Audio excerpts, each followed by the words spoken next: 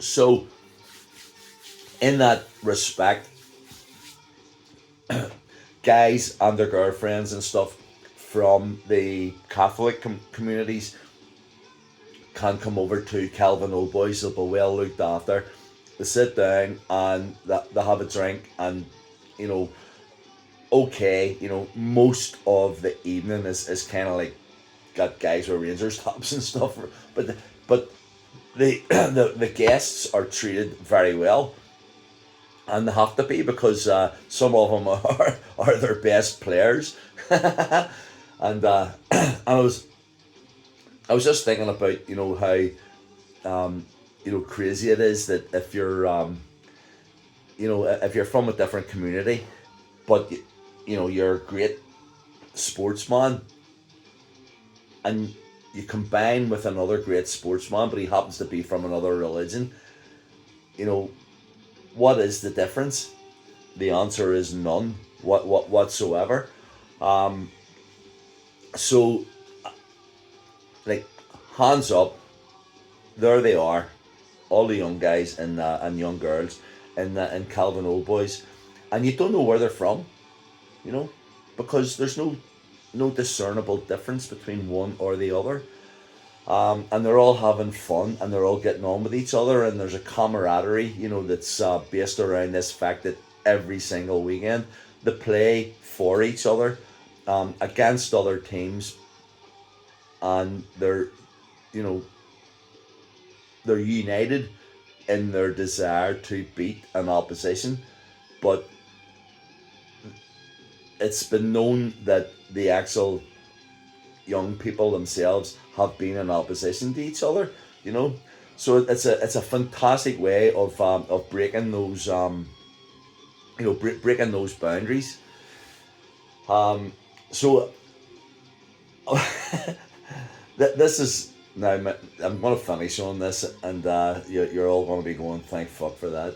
Uh, but it's something that, because a lot of these young guys come from a short strand,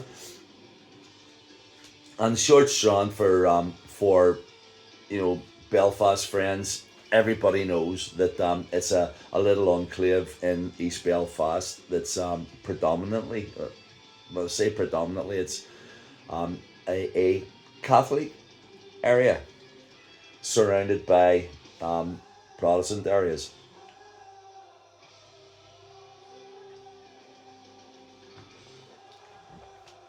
But these guys are coming over from there to Calvin Old Boys to play in a predominantly Protestant sort of environment.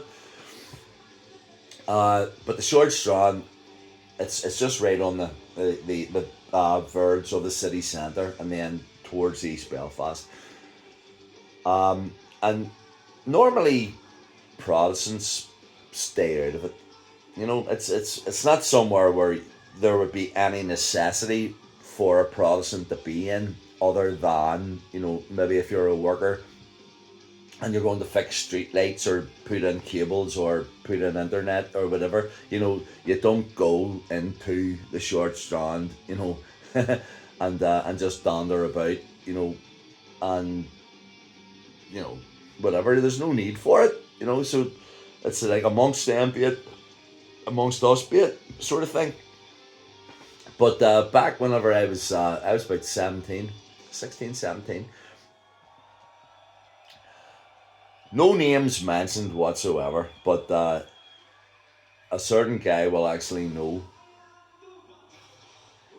And I was taken under the wing, not as a sort of a protege for being a sort of a a paramilitary or anything, but the guy who was the top guy in the Craig estate at the time, he liked me, and we would go and do weight training together, and go and do swimming and various things. And then we would end up going to the Craigie Inn, as it was known at the time, and have a couple of beers, and go back. And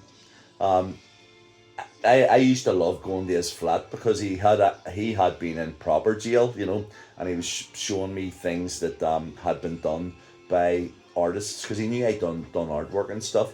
and he was showing me stuff that he had been given in jail by artists who had done these things, and they were fantastic. It was like, you know, innovative things that I would never have thought about doing. You know, and that these guys were painting onto glass and then putting that onto, you know, a mirror and then framing it, and you know, it was amazing. Even carving, you know, things out of leather and making purses and wallets and stuff. It was an art, you know. So I got off on that, you know, like big style. But the big guy anyway, he said, right, we're going. He says we're going weight training today.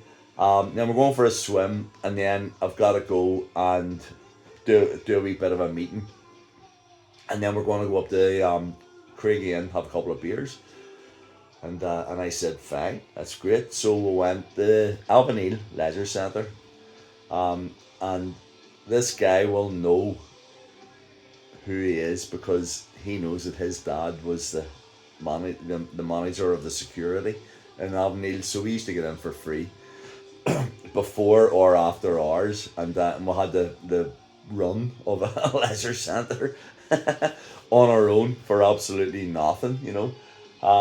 But this day, he said to me, we're going to the short strand, going into the short strand, you know." And I went, "Yeah." He says, "But never you worry. You don't have to go into the house that I'm going to. But you'll be going into, you know, like a wee place just across the road from it." So we went down, he and I, and we got a bus there.